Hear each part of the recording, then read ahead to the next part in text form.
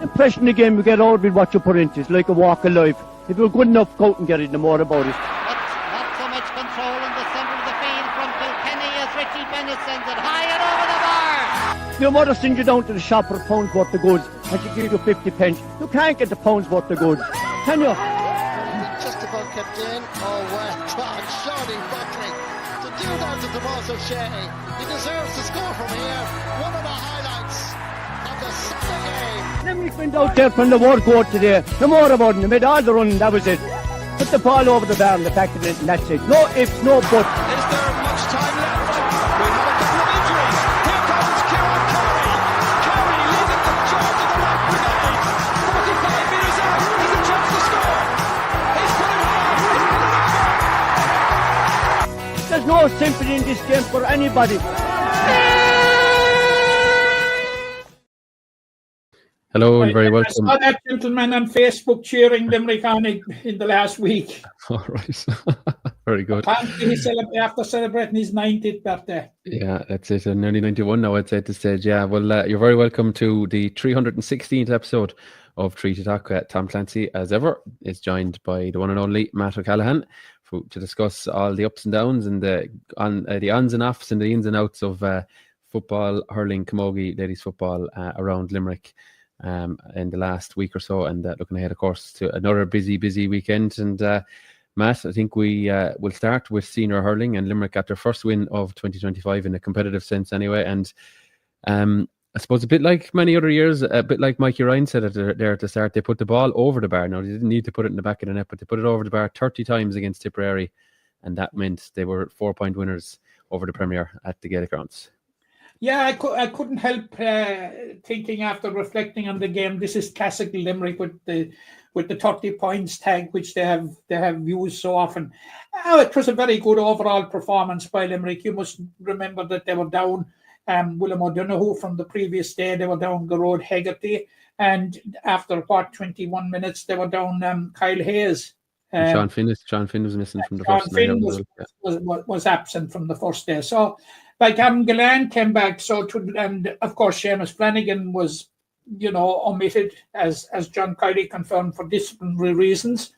Aaron Gillan was back. But this is going to be classical, I think, of what we're going to see in terms of team selection during the league, is that John Kiley will filter the tried and trusted back.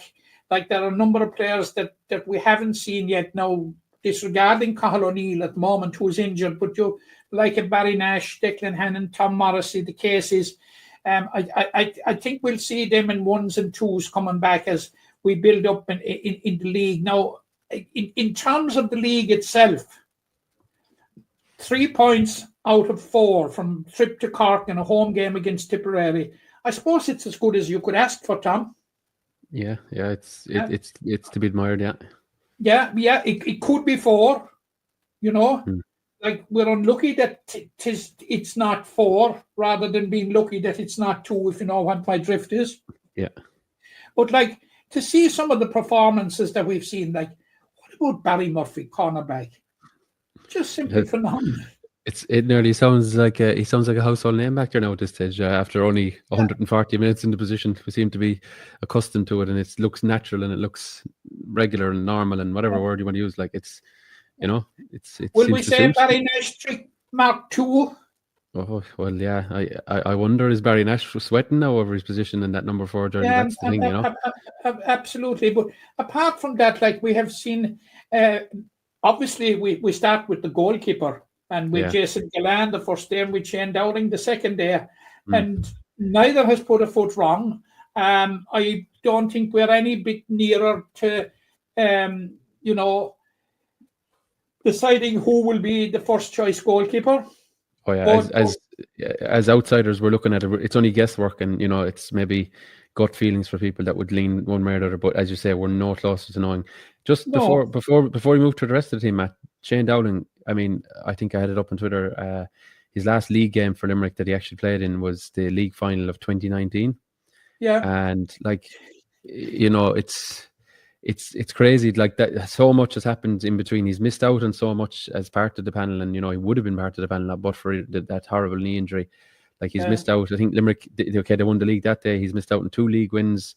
What is it? Another 4. He won the 19 Munster, right? And then he's missed another 4 Munster championships, and the All Irelands as well in 2021, 22, the 2021, 2 and 3. So he's missed 4 All Irelands as well, and 5 Munsters in between. Like, so, you can't but be delighted for him to get back into that jersey and contribute again. You know. Absolutely delighted, but if you look at the painstaking way that he came back, his first reintroduction to playing competitive hurling was in goals from the Piercic intermediate team. Yeah, in 22, I think it was. Is this 2022? When they won an intermediate, when they won the intermediate championship, and his performances were such that year, you know, that everybody was convinced that he was going to be the Piercic senior goalkeeper the following year. And that he was, you know, and a key member of the Piercic team. And then he got, you know, it was a pathway back, and it's an extraordinary story, and a story that I'm absolutely delighted. I'm delighted for Shane Dowling, absolutely delighted. But I suppose it's typical of the man like that, that he should make this dramatic return, you know, like, you know, his level of contribution and his percentage that he gives in every game, Tom, is simply phenomenal. Yeah. I'm absolutely delighted for him. But getting back to the nub of what we started with, we are no nearer knowing who's going to be the lead goalkeeper. But we just wonder, against Kilkenny, will Conor Hanley Clark get a run? Yeah, I do wonder. I probably my head says no. You know, it would be interesting to see, but I have a feeling they'll, as much as they want the options, I don't think they'll be rotating 3 when there's 6 league games and no guarantee of a 7th. So I don't know, will they share the game time around that much? Now maybe I'll be proven wrong in the Marble City in a couple of weeks, but I have a feeling that it might be back to Jason, or maybe Shane might stay. I have a feeling Conor Hanley Clark is going to have to bide his time on this one.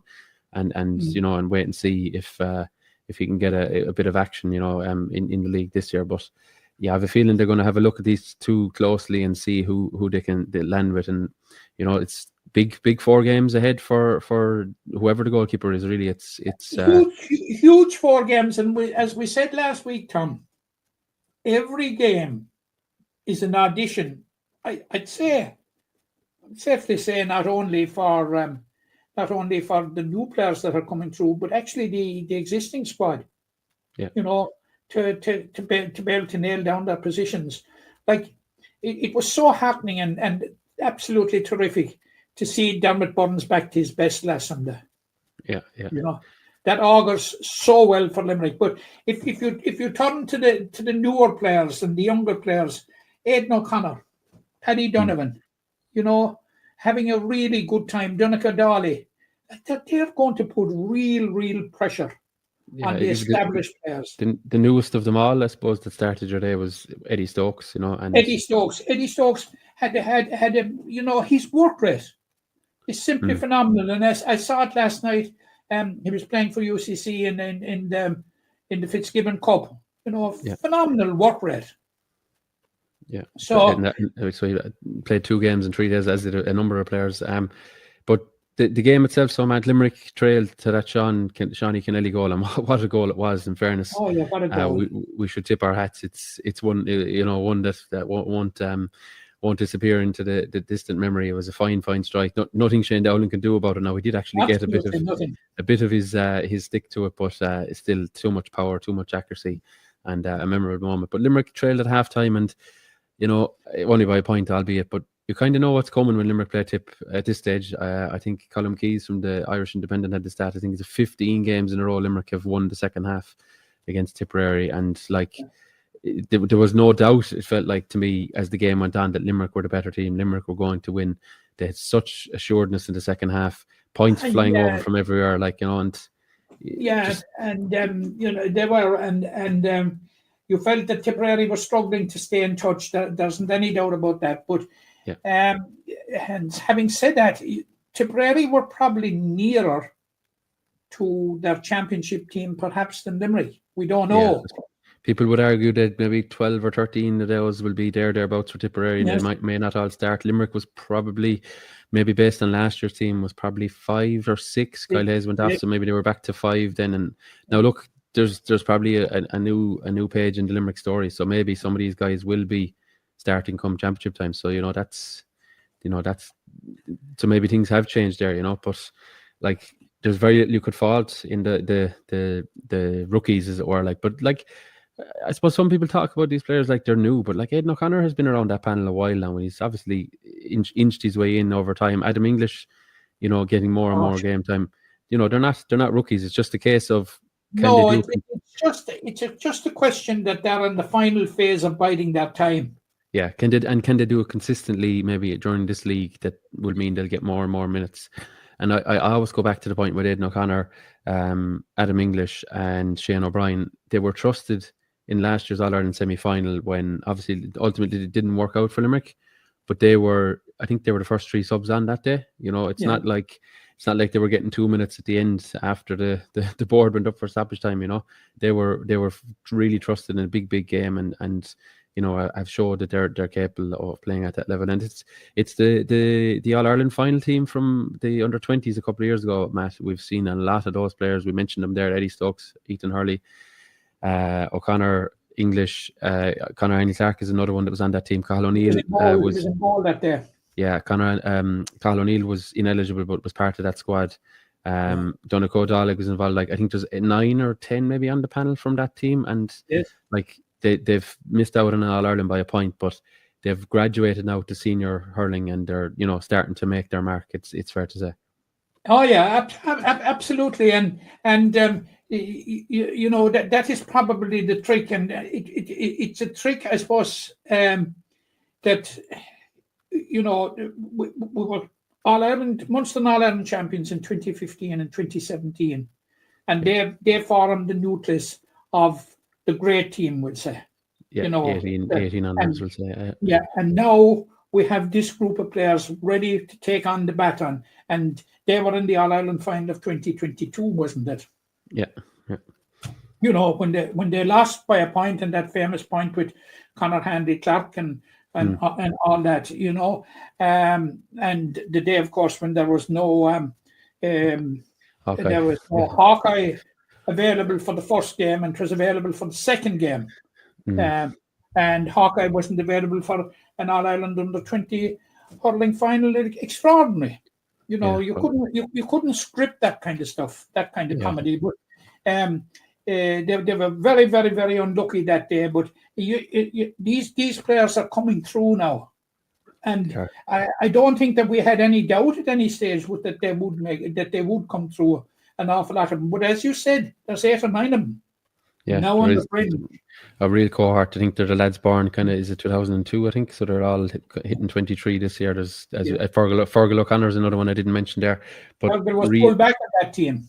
Yeah, really, like that, forming a nucleus now of the panel, as in terms of a new fresh face kind of team to it, and look, there won't be room for all of them this year, but as the year goes on, but certainly they're starting to put their hands up. Tom, it isn't a question of room for them. There'll be room for them in the panel, but like the competition that they're going to, that they're going to create within the squad, I'll tell you, if you have that jersey at the moment, and if you have that jersey this year, I feel you'll have it all the time while looking over your shoulder.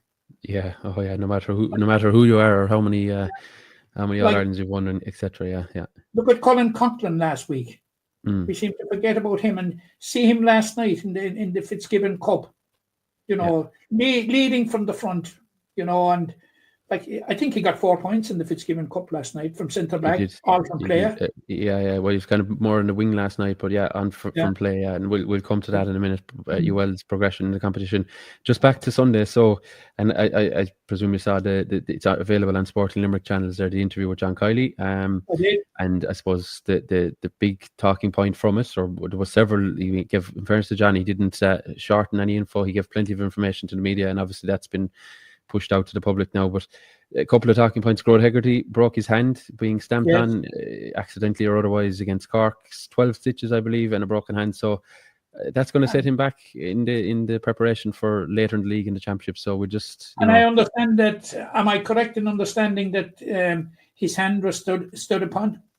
Oh, that was that's it. No such footage has come out from a fan or from TG4 or otherwise, but his hand did get stood on, and I did see the footage of him walking off the pitch. He looked in extreme discomfort, and it transpires obviously that.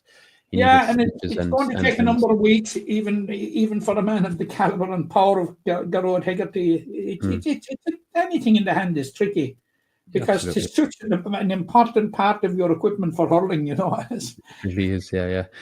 No, it's not like maybe soccer or whatever, where you can just kind of strap it up and away you go. So look, Hegarty set back a bit. The other talking point was Seamus Flanagan was omitted. If people may or may not have noticed, Limerick named 25 players as opposed to 26. Now there's a lot of injuries and there's guys not ready to be involved. So people were kind of saying, where's Seamus Flanagan? And in fairness, he was asked about it. And it appears that John Kiley omitted him. The management made a decision not to include him. And there was no ban from the GAA. They would not take, except fan footage, as was the case last week.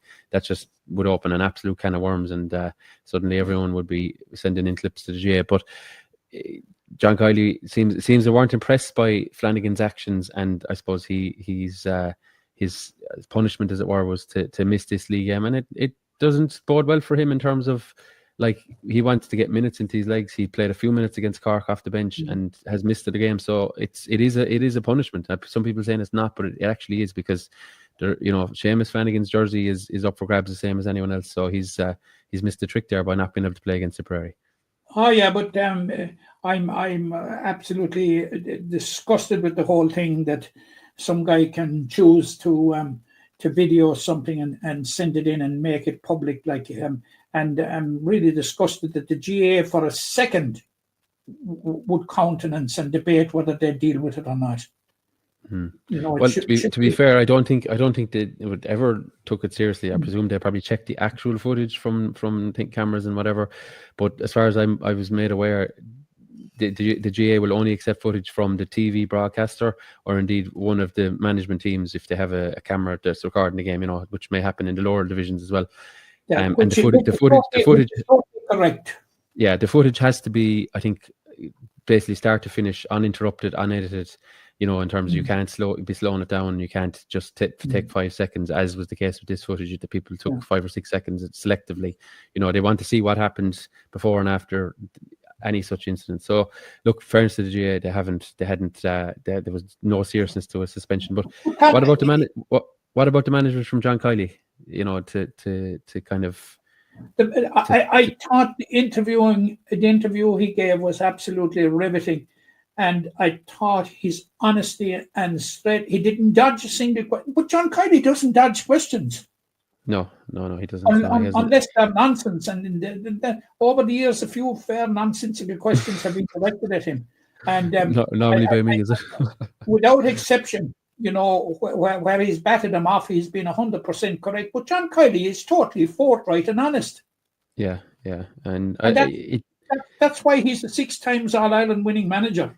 Yeah, well, what it says to me, what it says to Seamus, what I see it as, is it puts a message out to the rest of the group that, we do not want to be messing with getting sent off or getting suspended. We cannot afford to be down a man at any stage this year. So, if you play with fire, you'll get burnt. And in this case, he said to them, like, if there's a misstep, you'll miss out. And as I said, Seamus has missed the league game that he was probably likely to start because, only came off the bench last week. So you'd imagine in the rotation he would probably have started. So he's. But I've no doubt we'll see him before the league is over, Tom. Oh yeah, I'd say we'll be seeing him in Kilkenny in a couple of weeks. Yeah, I'd say there's no doubt about that. But yeah, so that's interesting to see how that played out. Anyway, as I said, Limerick 3 points from 4. Okay, the table is a bit messy because some teams have played more than others, and there's been gap weeks and all that. But yeah, well, that's always going to be the case when you have 7 teams and a team having a bye every week. Yeah. Final point on it before we move to the third level stuff. First home game in the league, Matt, for nearly 2 years. since 2023. Seems like a long time, and in fairness, over 10,000 people in attendance. The people want to come out and see this team again, and it's great to have it on our doorstep at last. Absolutely fantastic, fantastic. It's such a long time without a game in the Gaelic grounds, and I know there were circumstances that didn't allow the games to take place in the Gaelic grounds last year, and John Kiley will be very, very happy to be back in the Gaelic grounds, especially with his last 3 games in this current series at home. Yeah. The Galway fixture and Wexford.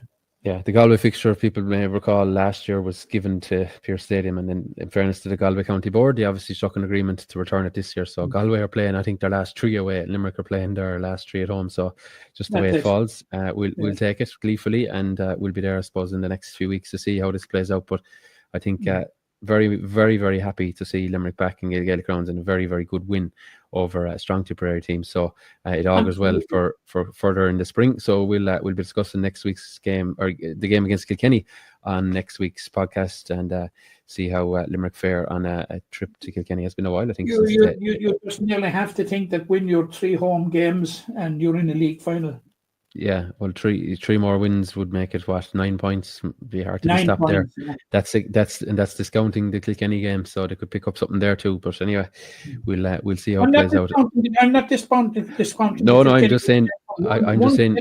Actually, I'm just saying 4 wins and a draw. Not even thinking about the Kilkenny game. Anyway, that's Limerick Senior Hurlers. So first victory of 2025, and we hope, of course, there'll be many more to come for the season ahead. Matt, we touched on it there a couple of times. Third level, there was Tuesday night action, the semi-finals of the Electric Ireland Fitzgibbon Cup. The 2 Cork sides crashed out. The Limerick side, the University of Limerick, progressed in, I suppose, bizarre circumstances, really, over MTU Cork, and that's DCU who they'll meet in the final. The Limerick involvement, you said, with UCC, Eddie Stokes, unfortunately for him, they've come to an end, Eddie, I thought Eddie played quite well. No doubt, Tom. It doesn't give me any great joy to say it, but DCU deserved to win the game. Right. There was no question about it. UCC were at full strength. Owen Downey played, Ethan Toomey played. Now, except Ben Cunningham, of course. Ben Cunningham took a very bad knock against MTU, and it was known that he was going to be missing, and he certainly was a big loss, because he was your man. But as far as frees were concerned, I think Dara Flynn was actually faultless from frees. But I was terribly disappointed with UCC. But I think I made the point to you, Tom, right at the outset, that I didn't see a Fitzgibbon Cup in UCC. I went to see him in the flesh, and I went to see him playing in. I've seen him on television. I've seen 3 games, I think, that they've played. And I've seen all their 4 games, I think, but I'd be very, very disappointed with them. They just weren't good enough. They believed the hype today, I think, and didn't. Well, there was no hype, Tom. There was no hype, okay. But no, there wasn't any hype, in fairness now. But they got to the semi-final. I didn't honestly think that they'd beat MTU, which they did, and. Right. And it got him into a semi-final, but I don't know. There's something missing that UCC teams of the past. This fear of UCC is gone. Well, it certainly is. I don't think it holds the same. The skull and crossbones strikes the fear that once did in teams. In either code, actually. Yeah. And that's disappointing from my point of view. But that's only a personal thing. But I had no doubt whatsoever, Tom, that DCU. Now, I've seen DCU playing twice. I saw him beating Mary I, and I saw him beating UCC now. They've taken 2 big scalps. Yeah, they've huge work rate, and they have some very good, useful forwards. The nucleus of that team is Kilkenny, Offaly, and I suppose a few Dublin players. I think is kind of the. Yeah, so they're from. They're not ordinary. They're not ordinary Kilkenny players. They're not ordinary Offaly players. They're some of that crop that came through Leo O'Connor's hands, and they know a thing about winning. So on paper it looks that UL would be very, very firm favourites, but I think DCU will put it up to them. Now, the second semi-final, of course, ended as a contest after 20 minutes, like when you first Alan Connolly gone to a red card, and then Mickey Finn following him 4 minutes later. But I suppose MTU battled against the odds. They were level sometime after half-time, but in the remaining period, UL outscored them 120 to 2 points. That'll give you an idea of how one-sided it was. Look, it was only shooting practice in the finish for UL. I presume that UL would have much preferred the tougher contest. Yeah, you say that. I was watching it last night thinking, who wants what here? Obviously, UL wanted to win. Last year they had a semi-final on the Wednesday night against University of Galway. They went right to the wire. Adam English was sent off for 2 yellows and late on, and it was right to the wire. And then on the Saturday, then they kind of ran out of steam, But they had 11 players that played National League at the weekend. I have a feeling deep down there's probably no harm in having a bit of a canter in the end, they were able to take off Adam English, they were able to take off Aidan O'Connor and a couple more. Claude O'Connor is from Tip as well. That could count big time on Saturday afternoon. Well, they were able to rest them for part of the game, which will be a help. But no doubt, had Alan Connolly and Mickey Finn stayed on the field, it would have been a tough contest. And people probably seen the footage. It's available. It's probably doing the rounds there. Alan Connolly can have absolutely no complaints. He lined up, I think, Michael Corcoran and absolutely thundered into him with a shoulder to the head. And the second sending off was nearly a repeat. Mickey Finn. Your offences were similar in nature. They were very similar, I think Mr. Finn will probably say that, the player fell into him, but he still turned his shoulder into the defender coming out and didn't spare him either. So, very strange scenario to have 2 reds inside 20 minutes and 2 in the space of 4 minutes. Very, very disappointed for them. They must be very, very disappointed, MTU, because, they had showed pretty well during the competition. When they had Connolly and Joyce last week in Moylish to play TUS Midwest, they really turned it on the second half. They absolutely blitzed the Limerick side in the second half. So there was Alan Walsh, who Alan Walsh did not. He was on the Cork Senior hurling panel, but didn't make the final cut. And your Jack Cahalan, they had serious. They had Mick Mullins and they had Darragh O'Sullivan. They had serious players, Tom. They did, but 2 red cards is always going to put up against them. From the point of view, it's a numbers game. Then when the numbers really began to count Well, I think once UL found a formula to scoring points and against 13, they just went to town and they just kept moving the ball very quickly from left to right or right to left through the lines, and then someone was invariably free. And Colin Coughlin scored a point at one stage. I tell you, it was honestly it was like he was in the warm up, just coming out of the dressing room, just hitting the ball. There was no one within 20 yards of him. There were stages there in the second half, when MTU were ballooning it into the full forward line, one player inside with 2 and 3. Totally mismatch, and it's an unfortunate way to decide a semi-final, I think. And we can have had no arguments with Tom Walsh, the referee, whatsoever. No, and he consulted with his linesman for the first one, but it was cut and dry. So Saturday anyway is the final, 2:45. I think it's on TGCR TV. It's certainly available on their app anyway. So available to people. It should be a cracker. I think it was the league final before Christmas. And UL won that convincingly, but I think DCU were shorn of a few on that evening. So and you're going to have a very strong Limerick representation on it. You'll probably have Evan O'Leary on it. You'll have Aidan O'Connor, Adam English, Paddy Donovan, and Colin Coughlin, of course, captain. Captain, John Fitzgerald of the Piercy came on. Fitzgibbon Cup winning team. John Fitzgerald of the Piercy came on last night as well. Evan O'Leary came on briefly, I think, as well as a blood sub.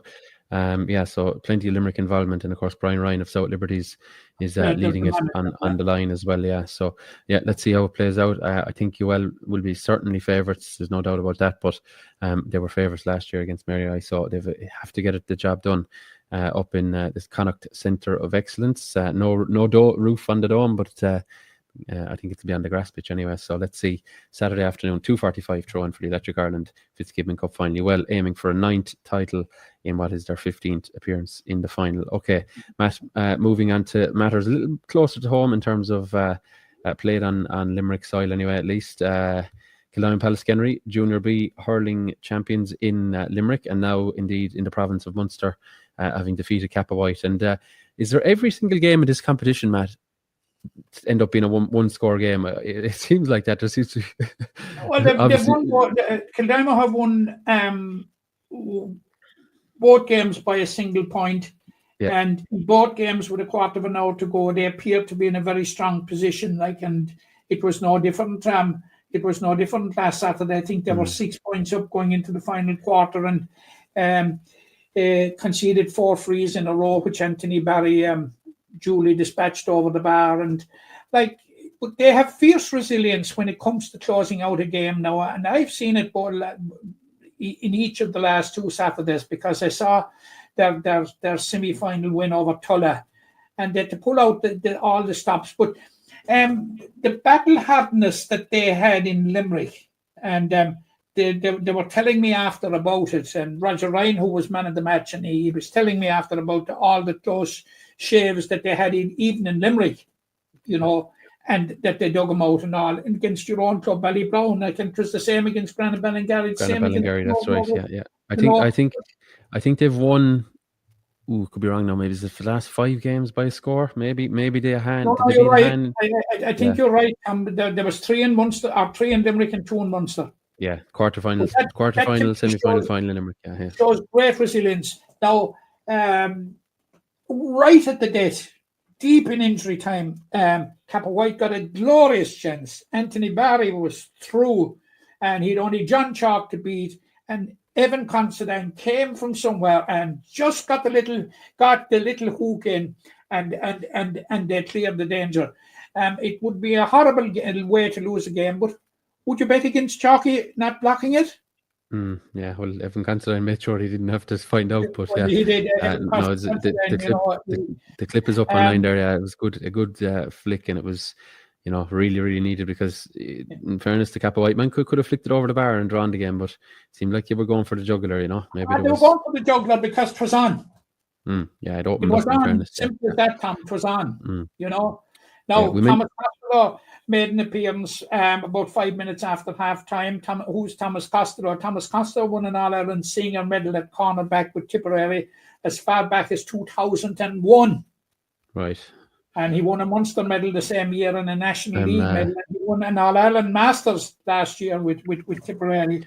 I'm doing the maths, Matt. He must be 44 or 5 at least, is he? Yeah. Well, when I was speaking with the Kappa White lads, with team news as we usually do, Tom, and I made the point. I said Thomas Costello is not not starting. Oh, he's going to be an impact sub. He's a finisher. The bomb squad. Didn't really work out though. He couldn't add a Munster medal Junior B 24 years after the senior intercounty one. So no. But he's still in the hunt for an All-Ireland medal. But Roger Ryan stole the show with 3 goals. There was a couple of them of very good quality. One of them was in the very first minute, and when he got in, the goalkeeper, who was quite good now and who made a number of saves, he didn't have a chance. And he got in for the other one, and he just hit it off the ground right where the goalkeeper hates, There were 3 very good finishes, and of course Roger is a former Doon player. I was going to say, well, if a Doon man couldn't get motivated to play Kappa White, then yes, there was a bit of friendly rivalry there, and a very good bit of friendly rivalry. But overall it was a very, very good performance by Kildime Pallaskenry. They're improving, but Tom, there is room for further improvement. And they're playing in the semi-final on Saturday week against, every time I see it written, it seems to be written differently. Askamore or Asakamore. Right. Kilrush is the second part of it anyway. That I can verify. But they are the Wexford champions, and they were beaten by 3 Castles from Kilkenny in the Leinster final by a goal. Okay. So it's all teed up for a great weekend. a great Saturday of hurling next Saturday week. The Kildimo and Assamore or Askamore or whatever they are, Tom. I'll ask you once more. Throws in at 12:30, and I think Three Castles and Kappa White is throwing in at 3:00. But I'm pretty confident, Tom, that Kildimo Pallaskenry will have a very, very good shot at this. Right, well, let's see how it plays out on. Yeah, I was absolutely delighted for them for the simple reason that we've seen the effort, Tom, that they've made at underage level, and that they made the progression from junior to intermediate to premier intermediate to senior hurling. That, like they came from nowhere. If you said 10 years ago, Tom, that Kildimo Pallaskenry would be a dual senior club in Limerick, I tell you, if you said that, Matt, we'd have probably had to bring you somewhere, because we'd say, what is that fella on about? Absolutely. So that's huge credit to them. And this is just another step in that road. It is, it's absolutely fantastic. And they were telling me after it's their first provincial title, which I knew. Now they came very close to a football title, the Junior B football title, but they were beaten by Valentia Island, of all people, down in Knockadderry. It escapes me what year, Tom. 2015, 16 maybe, was it? I'd say. Maybe it could have been. I'm not sure how back as that. Right. I'll find it for you here in the meantime. But so you're saying they've come close anyway? Yeah, they've come close. So they've just got over the line this year, and they were involved in the Munster Championship, of course, with when they won the intermediate football, and it was the 2014 year they won when they won the Junior B, so it was January 2015. Well, Valentia Island that beat him. God, it's 10 years ago. I remember being there the same day. 1-8 to 12 points. And I just started trying to see, can I find a bit of a team here? I wonder, is there many that were playing that day? Probably not. The great Mick O'Connell was up supporting Valentia Island. I remember speaking with him there at it. So, where has time gone? But look, the big thing as far as Kildimo Pallaskenry are concerned now, Tom, is that they are Munster Junior B champions. Yeah, and do not write off the possibility of there being All-Ireland Junior B champions. Right, well, they're 2 hours, I suppose, away from that. To Wexford up first, and then if they can win that, it'll be Three Castles or Kappa White in the final. Okay, so, well, congratulations, all connected there. Another piece of silverware heading back to Kildimo Pallaskenry. What else have we met? We've schools final this weekend, the or Munster colleges, I should say. The C final in hurling, the under-19, that is 12 p.m. in Kilmallock. We'll see SMI of Newcastle West, that's Sculvera August Ida, against Newport. So I think there's Limerick, probably a little bit of Limerick involvement in Newport now. I don't have it to hand, but the SMI certainly... There is some involvement, but of course, the holders of the C title, of course, are Skull Pole Kilfinnan. Who? Never heard of them. Never heard. Yeah, no, you never heard of them. No, and the previous winners were Mitchelstown CBS, who were coached by Anthony Nash, and both Mitchelstown and Skull Pole went on to win the All Ireland. Now, SMI, have played their get out of jail card, Tom, because they had an indifferent group stage, a very indifferent group stage where they won one, drew one, and lost one. And they were dependent on scoring difference to make it to the knockout stages.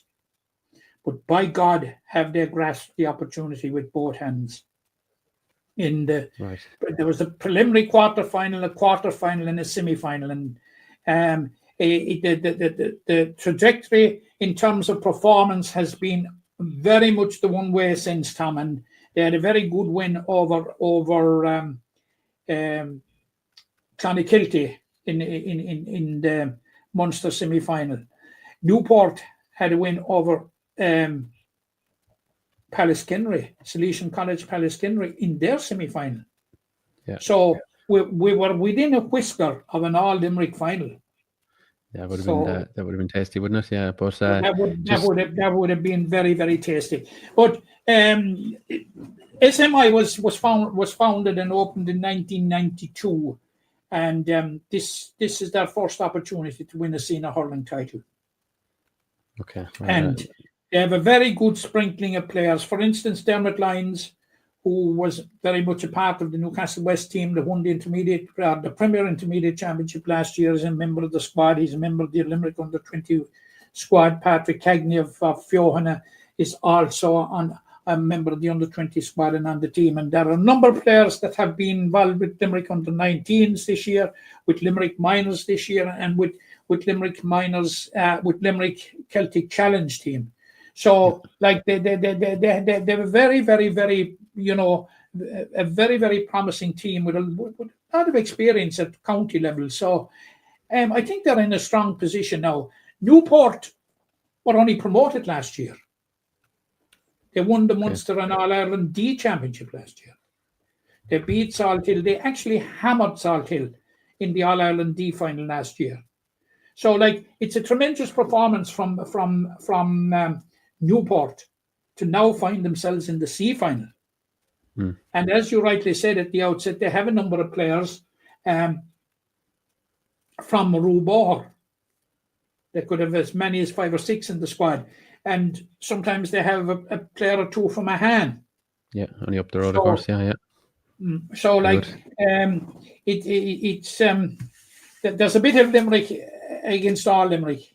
So it's going to be an interesting final. It's on at 12 o'clock in Park Sean McArdle, Kilmallock on Saturday, and well worth the visit. And let's hope that the elements oblige us and that the rain stay away and that we'll have a good game, because I've seen the last 2 Munster finals. I've seen the Mitchelstown, of course. Mitchelstown beat Salesian College, your old school, Tom Palace Kenry. The same venue, in the final in 2023. Right. And Skullpole beat Glanmire and Fethard in 2024 Munster final. Okay. So looking forward to Saturday's final now. Yeah, very good. Yeah, I suppose the SMI involvement would have players from Newcastle West, Mona Gay, there's Leedy, Knockderry, Tournafulla, Leedy, Knockderry, Fiohanna. There's nobody from Drum. Well, you'd expect that with Hazelwood College. Yeah. I think they beat Hazelwood College along. Well, they definitely beat Colossi Joseph Kilmallock in the first round. Right. Yeah. Just. So I just can't recollect now what teams they beat, but their drive for success only really took off, Tom, when they went into the knockout phase of the competition, which augurs very well for them. Yeah, well, maybe they're finding the winning combinations on the pitch. So yeah, let's see how it goes Saturday between Newport and of course SMI. They're coached by 2 fine hurlers, Jeremiah Moroney of Tournafulla and Kevin O'Brien of Patrickswell, who know a thing between them or two about hurling. So absolutely, it looks well for them. Yeah, absolutely. Okay. Best of luck to all involved Saturday at 12 p.m. in Kilmallock, as we said. Okay, Matt, moving to Camogie, and I think it would be a good time to reflect before we look ahead to the action at the weekend. We'll reflect first on University of Limerick getting the better of UCC in the Ashburn final at the weekend and retaining their title, and credit to management, which is Dinny Ferncombe of Tipperary and, of course, Gillian Pallaskenry's why is his name escaping me? Mr. Nash. Declan Nash. Oh my God, I was going to say Anthony Nash, but no, Declan Nash. Oh God. So a victory for them. I think it was 2 points in the end. You have to bring it up, Tom. Yeah, well, you are Limerick, and we're here on a Limerick podcast, Matt. So let's hear about it, but yeah, a good win for UL and retaining their title. They were comfortable victors last year, but it was much tighter affair this time around. Yeah, very, very tight. It wasn't really, Tom. It was tight on the scoreboard. Because UL were in a very, very strong position going down the home straight, and Claudia Finn scored 1-4 to haul UCC back right into it. And I think UCC will be very, very disappointed with this one, because they had UCC last won the Ashburn Cup in 2003. Do you know how many finals they've lost since? 10. 10. Yeah. So Sunday was the 10th, and they had on board 3 Limerick players, Orla Kelleher, Lisanna Boylan, and Sarah O'Brien. Just as UL had 3 Limerick players on board: Stephanie Wolfe, Quiva Lyons. Quiva Lyons, who was winning her 6th, and Shauna Cunningham from Killedy. Yeah. So Limerick split down the middle. Quiva Lyons, Matt, has 6 Ashburns. I mean, I didn't even know you could play that. So that has to be a record, Tom. Yeah. It's simply phenomenal. But like what has happened? She's been to Limerick as well. Mm. You know. Yeah. She scored as well. Did she score a goal? I think she got one run. She scored a goal inside the first 2 minutes. Right. Yeah. Yeah, she scored a goal inside the first 2 minutes. Mm-hmm. So, she has made a huge contribution to him. And I'm just wondering, is she on the staff there? You have to be a student, Matt. But yeah, Have you? maybe. Yeah, you do. You have to be a student to be playing these competitions, or you have to be enrolled in a course anyway. But I'm not sure what she's studying anyway, Matt. But she's probably been. Well, I know she's doing a master's, as far as I know. Oh yeah, well she's doing a master's in Camogie, but looks of it anyway. With yeah, 6, well, she's been masterful in Camogie. Yes, I think that must be a record, Tom. It has to be. I mean, I actually don't know if you're even allowed to play more than, I know the third level soccer competitions, you couldn't play more than 7 seasons in it, like to stop lads, being I suppose enrolled in courses and repeating and etc. So like being what we used to call in our day, Tom, permanent students.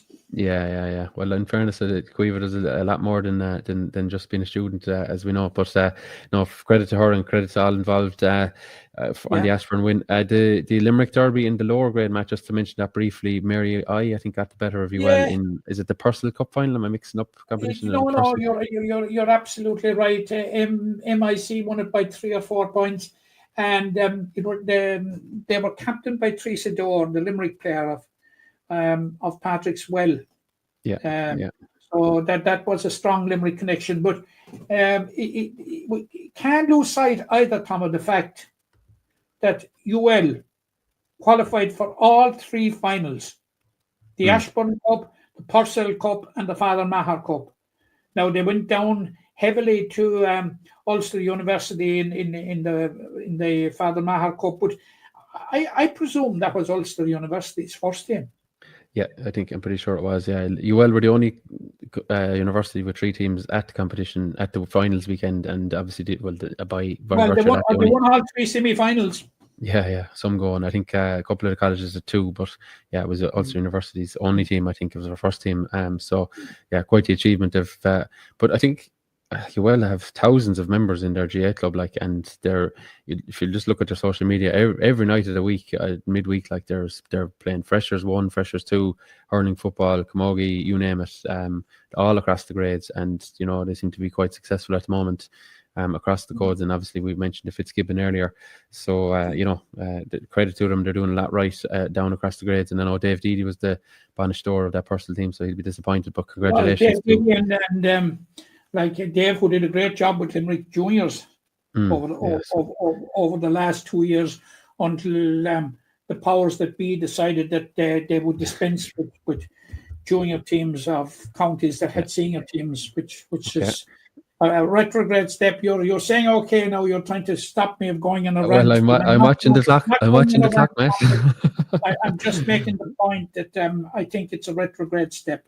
Yeah, it is. No doubt about it. Well, the national leagues are starting this weekend, Matt, and Limerick Senior Camogie side. Well, it's Limerick Camogie side now. It's not even senior. It's just the Limerick side adult level are in action. They're on the road to Down, and I think you told me earlier it's going to be played in a place called Clonduff and Clonkeene, I think, Tom. Oh, Clonkeene, was that right? Okay. Clonduff. Anyway, tell me this: reasons to be cheerful or reasons to be fearful heading into the league here? Or what way are we looking at this?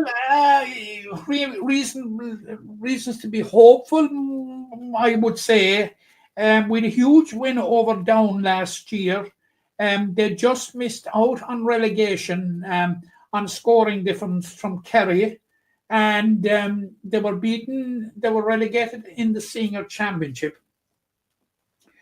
But Limerick, there are 14 players that were in the Limerick squad last year that are not available this year. So that is a team nearly, Tom. You know, Yeah. and it represents half a squad. So there are going to be a lot of new faces.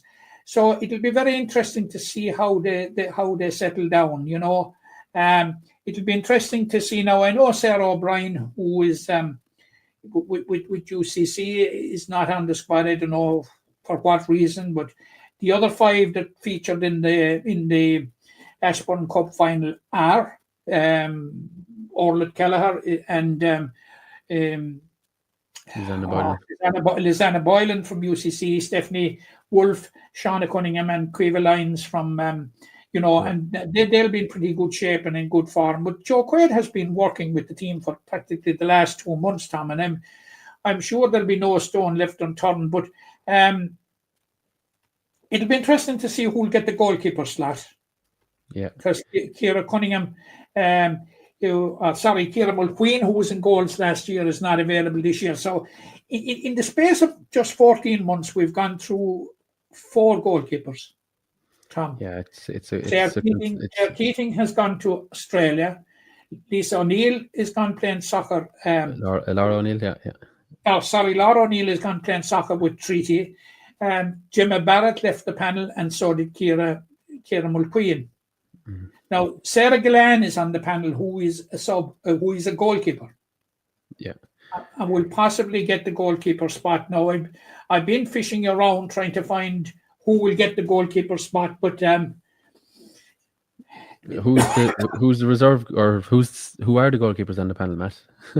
I only see one. Sarah Gillan. Right. Okay. Unless Mr. Quaid is trying. No, unless there's going to be somebody converted into a goalkeeper like Shane Dowling. Yeah. That could be a runner, maybe. Yeah. I thought Leah Quinlan of Newcastle West might be in the running, but she's not on the panel. Okay. Yeah. I suppose last year's county final was contested between Newcastle West and Ahan. Yeah. There is one player from the 2 teams on the panel. Yeah, it's a concern, right, when your best aren't available.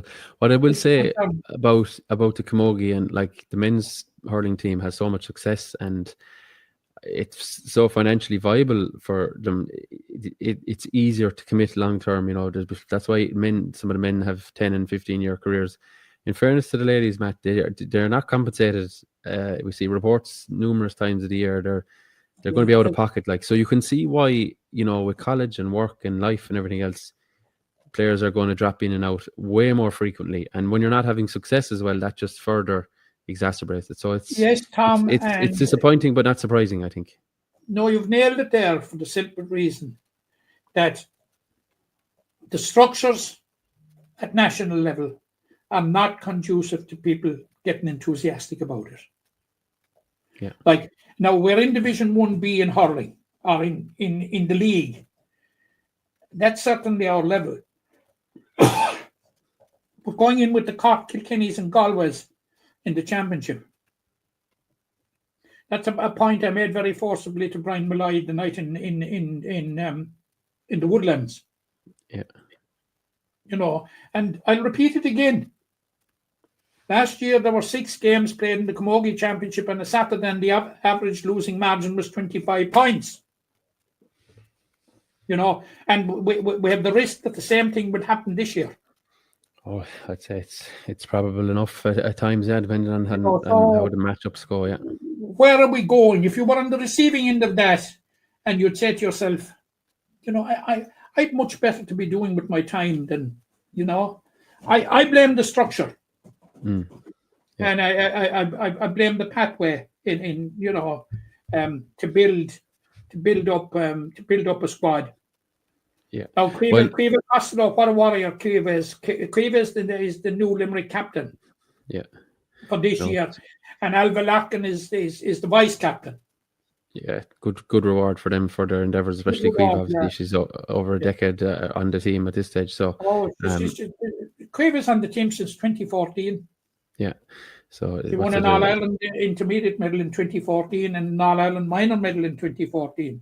Yeah, so Wonderful. rewarded with the captaincy. Yeah, so down anyway at the weekend, Saturday, Matt, isn't it? Sorry. Down haven't really recovered in recent years from the defection. First of all, of Sarka McCartan, who moved to Cork and won 2 All-Irelands with Cork in the last 2 years. And that was followed by Niamh Mallon last year, one of the finest exponents of Camogie in the country. And if you lose 2 players of that caliber, Tom, girls are saying to themselves, like it's I don't know. Yeah. But Yeah, the whole Camogie thing needs a revamp. Yeah, because well, look, the essence of any competition is that all those that are competing have some chance, no matter how small, of winning the competition. But like with the Senior Camogie Championship in this country for the last number of years, it's down to 3 or 4 teams. yeah, well, it's been like that for a while. Yeah, There are 8 counties on a cannon fodder. yeah. I do wonder though, is it the case the Camogie Association, like, they need to speak to county boards and see what help they need, because the county boards have to do more themselves and not pointing the finger at Limerick, other counties. But what are they missing to convert players from under 16 to adults, to keep that going? Because as we've seen, a lot of counties can be competitive at the underages at times, but they're not able to sustain it. Whereas Kilkenny, Cork, Galway, every single year are in the mix for all those competitions, and then the adult grades too. So look, yeah, because they're good every year. Yeah.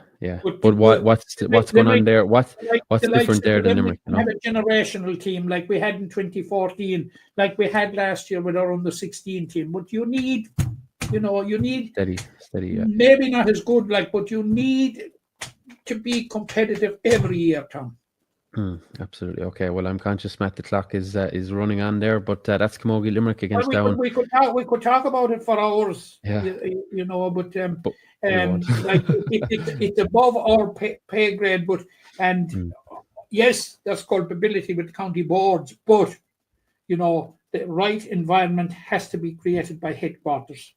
Yeah. Let's see how it plays out anyway for 2025. Okay, that's the Senior Camogie. Just to mention, Matt, the minors are out in minor Camogie side in action against Galway. Do we have a venue?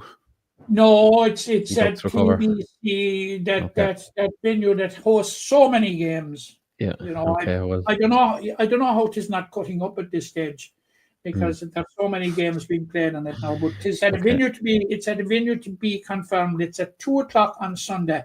It's the first round of the Minor A Championship. Now, for the last couple of years, we've been in the Minor A Shield.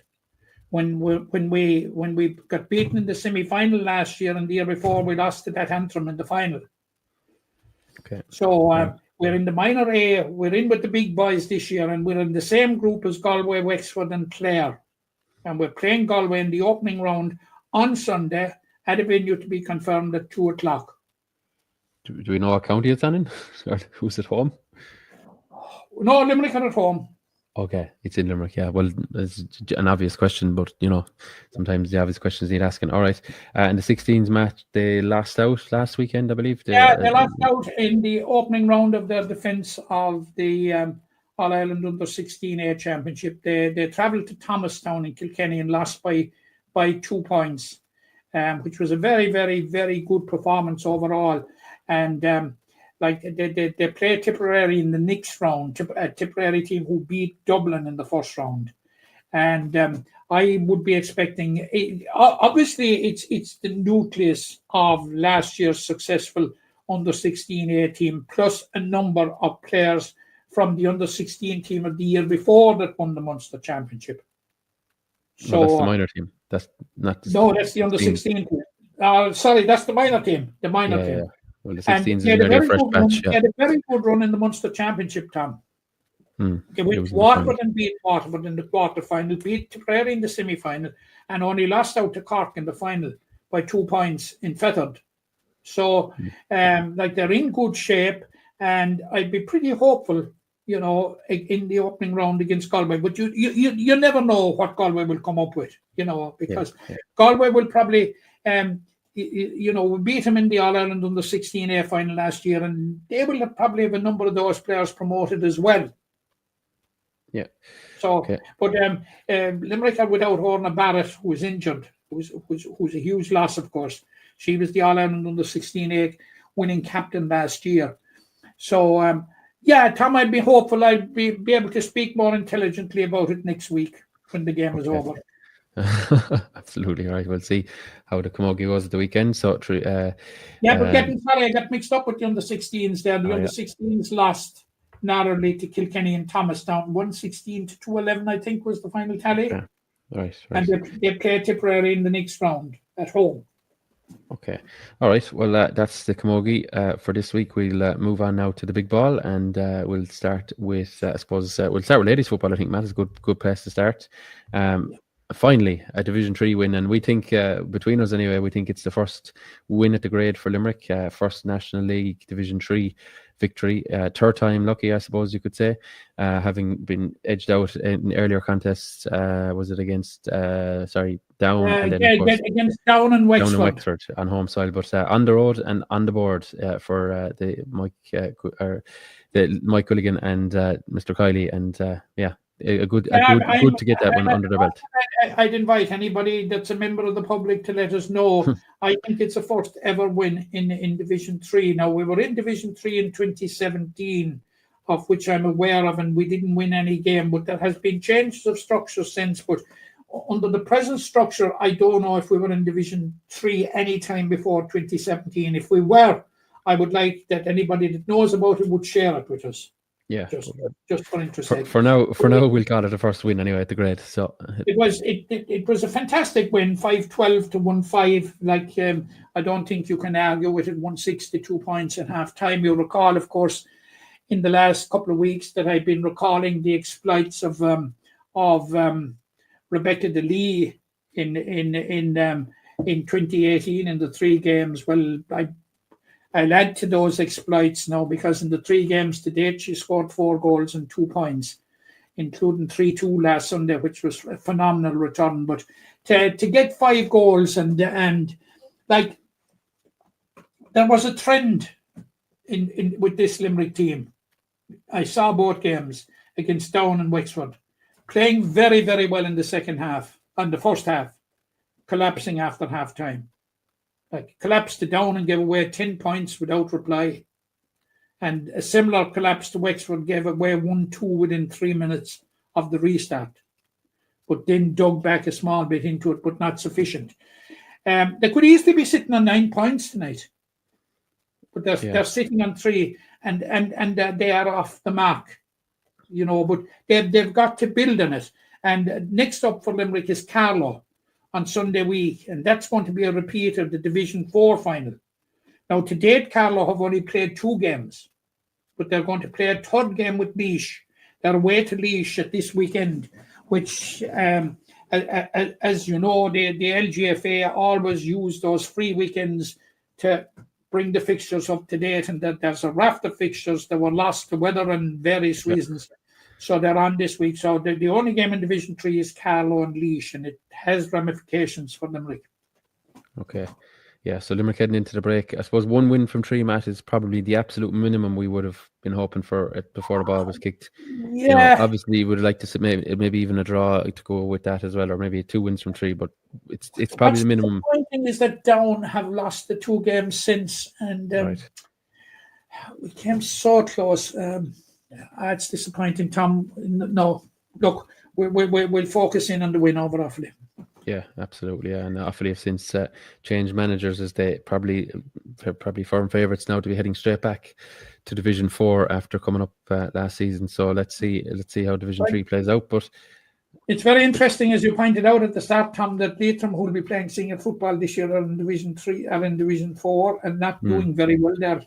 No, I think they've 2 wins and a loss. I think the last the first day they've recovered a bit since, but no guarantee that the senior. No guarantee that they'll come out of it. And then you have Fermanagh, who will be playing intermediate football, but that seems to be commonplace down in Division 4 anyway. Yeah, it's a bit all over the place. All right, but look, so you have to get out in your merit. It's not based on championship grade at all, so they have to do a bit more to get out of there. Okay, London is calling, Matt. Sunday, I think it's a 12:30 start. Limerick senior footballers. 12:30 start in Ricelip, and like it takes on a new importance, Tom, this game. First of all, you know, having not won a league game since 2022, I think, isn't it, is now becoming a bit of a monkey on Limerick's back at this stage. Yeah, And April 2022 against Fermanagh, and I'm sick of mentioning Fermanagh in that context. Hopefully, it's going to end. And will it end? Is it going to take a trip over to England to? I think it's going to. You know, I think it's going to take a trip. Like we can't win at home, and we'll win abroad. You know. Yeah. But I'd be very, very hopeful. I was very, very hopeful after the first round. We drew with Longford the same day that London got an unmerciful hammering from Wexford in the first round. Yeah, was it about 17 points or something? Or 17 points, I think. Massive defeat altogether in Gorey. And then we had the second round where we lost to Wexford. And London, you know, came up with a win over Wicklow in Ruislip. Yeah. So just somewhere in between, I think that you'll have a stronger London team at home than you will have away.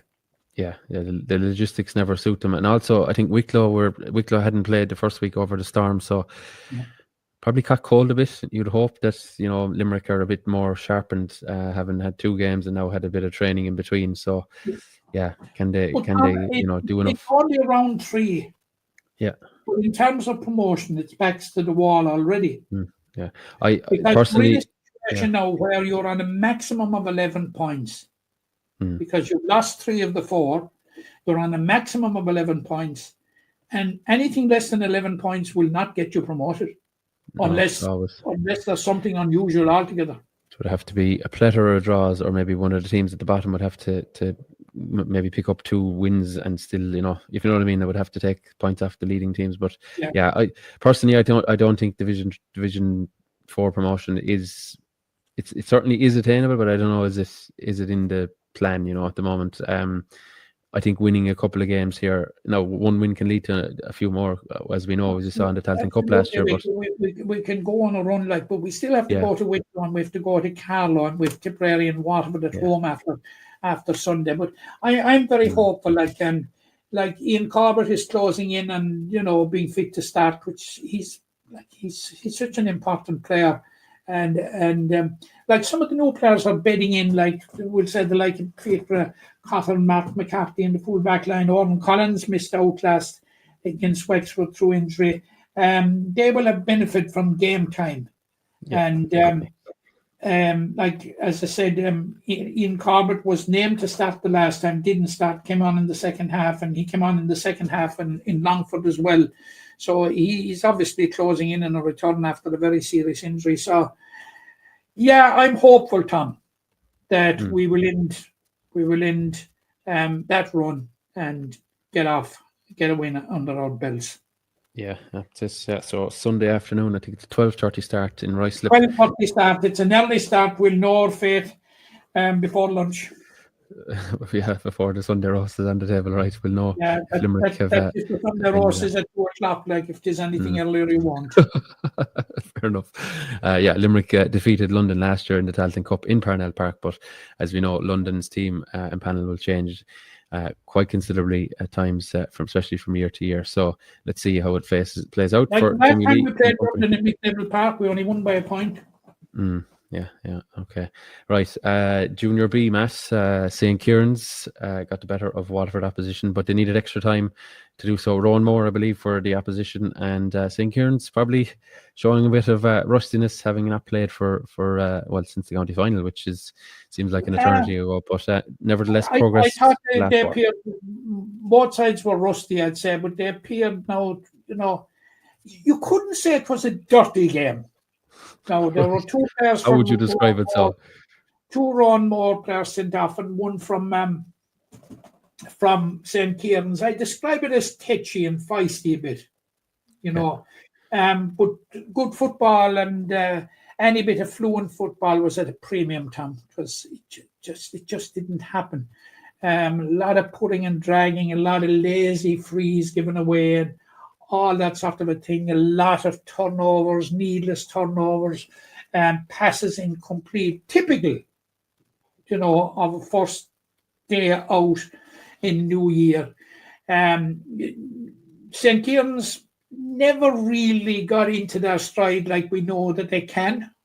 Now they were down 4 players from the start: Mike Upton, John Doyle, Donny Nolan, and Seamus Mangan. And Mike Upton and John Doyle came on in the second half. Now Donny Nolan is going to be out for a while, and I don't know what the position on Seamus Mangan is, but it was a very, very disappointing game, Tom. Very, very disappointing game. And I think St. Kieran's will have benefited considerably from it, but they will have to, and they will really, really have to up their performance, because next up for them on Sunday week at 2:00 in Paddy Carroll Park is Goalie in the Cork champions from almost the very tip, almost below by Mizenhead. You know, the very tip Just of Cork. Looking out to France nearly, is it? But it is down in Cookhaven. They say they have the most southerly pointed Guinness in Ireland. So that'll give you an idea how far down they are. But I would be expecting an improvement from St. Kieran's. What a warrior Johnny McCarthy is. I thought he was excellent throughout. But they deserve to win. No doubt about it. They deserve to win. Their finishing was poor as well, so that will have tidied up hopefully in the next 2 weeks. And we'll talk about it more next week. But quarter final is best forgotten. Fair enough, yeah. And of course, as we know, when the Limerick team won this before, Matt, their first game went extra time and they won it. So that's how you do it in this grade. So I was talking to Mike Mann about it actually, and saying that his title as a Munster Junior B football winning manager in Limerick is at risk, and I still think it is at risk that they can find their fluency, and if they play like we know they can play, could be quite capable of winning it out, Tom. But they have a huge test coming up against Goalie. And this Sunday, of course, the first of the semi-finals is on between Burgess and Beale. Beale from Kerry. Beale are from Ballybunion. And they are the Kerry novice champions, as distinct from the Kerry Junior B champions. Okay, so they don't do Junior B in Kerry, is that what you're telling me? Beale is the club that unleashed Ogie Moran and Owen the Bomber Liston on an unsuspecting football public in the 70s. So, but they really haven't rooted up any trees since. But that game is on now. Last year, Shannon Rovers from Tipperary became the first team apart from Ballybrown outside of Cork and Kerry to win that competition. Yeah, so maybe it's time that the Kerry stranglehold was wrestled away entirely, but.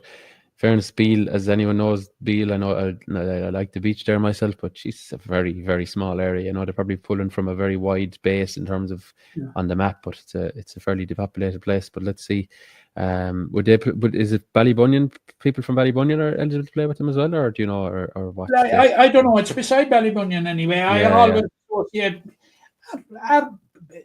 Ballybunion a separate club. I think Beale is Ballybunion. I'm not sure. Yeah, I'm not sure now. Beale it's probably about 5 kilometers from it, but we'll find out in due course anyway. So that's the Junior B series.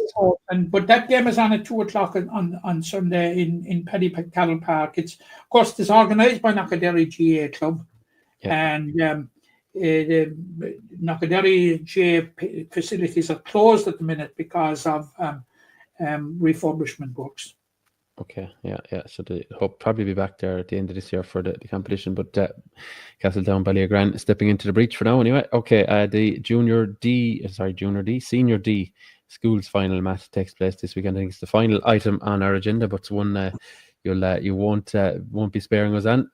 The Junior D football. I'll let you know whether I'll be sparing you on it. And next week, Skull Pole back in the final. Friday evening, I might let you know. Yeah, Skull Pole are in a D football final. It's on in Banty on Friday at 2:30. Now, uniquely in those competitions, it's a competition that has been run on a straight knockout basis. So both clubs played a first and a second round, a quarter-final and a semi-final. And very, very hard to know in these things. But Sculpole were quite impressive. Like they ran up 8-15 in one particular game. So they're able to score. Now, I saw their semi-final. They beat Collaston and Troker or Rathkeil in a very, very good game, 1-8 to 1-6 in the UL North campus. Carrigaline, then who are their opponents, they won 4 games as well. A couple of them were very, very close. But getting back to Sculpole, they diced with going out of the competition in the first round when they had only a point to spare over St. Anne's of Killaloo. Right. So it wasn't all rosy along the way. But Carrigaline had a couple of good wins as well, and their most recent win was in the semi-final against Collaston and Buttevant. But it's going to be a very, very interesting final. Sculpole are drawn from Ballylanders, who would provide I think about 14 of the squad. Kilfinnan, Cushley Gales, Charleville, Galbally.